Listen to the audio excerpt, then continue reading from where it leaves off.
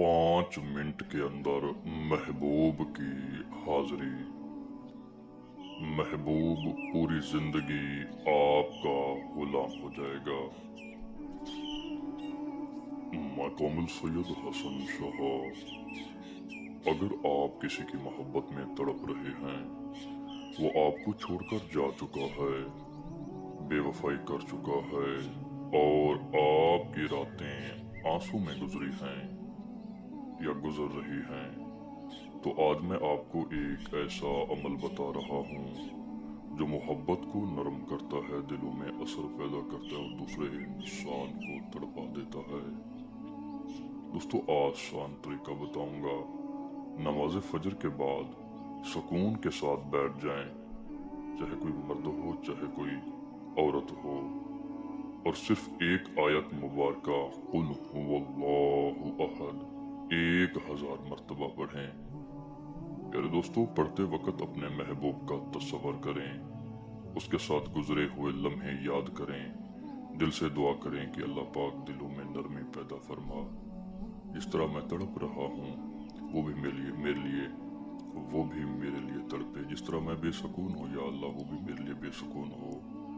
मेरे तस्वर में, मेरे दिल में एक ख्वाहिश है, अगर उसने आपको ब्लॉक किया हुआ है तो दुआ करें, या अल्लाह वो मुझे अनब्लॉक कर दे।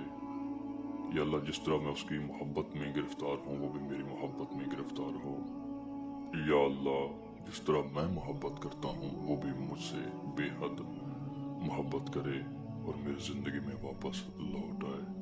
दोस्तों, इस अमल के बाद चाहे इंसान 7 समंदर पार हो, आपको अनब्लॉक करेगा, आपसे मोहब्बत करेगा, आपका दीवाना हो जाएगा, आपकी तरफ लौट कर रहेगा, चाहे आपके करीब क्यों ना हो। इस अमल के बाद उसी टाइम आपको मिलने के लिए बेताब होगा, आपकी खिदमत में हाजिर होकर अपने आप को आपका गुलाम बना देगा, अपने आप को आपके ताबे कर देगा, आपके हवाले कर देगा, चाहे वो कोई भी हो। एक जरूरी बात, कोई भी रूहानी अमल बगैर रहनुमाई और इजाजत के मुकम्मल असर नहीं होता। बिना इजाजत के अगर आप अमल करेंगे तो कामयाबी नहीं होगी, इसलिए आप हमसे इजाजत जरूर लें। दोस्तों, इन झूठे आमलीन से भी बचें। आखिर में मैं आखिरी पैगाम दूंगा सबको। मैं सैयद हसन शाह कामिल अमलियात से अल्लाह को हाजिर नाजिर जानकर कहता हूँ, अगर आप खुद अमल ना कर सकें या कामयाबी ना मिले रूहानियत की वजह से, या आप में ताकत नहीं है अमल करने की, या आप जल्दी असर चाहते हैं, जल्दी कामयाबी चाहते हैं और दूसरे जल्दी हासिल करना चाहते हैं, तो आप हमसे रब्ता कर सकते हैं। हम आपकी रहनुमाई भी करेंगे इंशाअल्लाह और अमल भी करके देंगे, और अल्लाह के हुक्म से इंशाअल्लाह।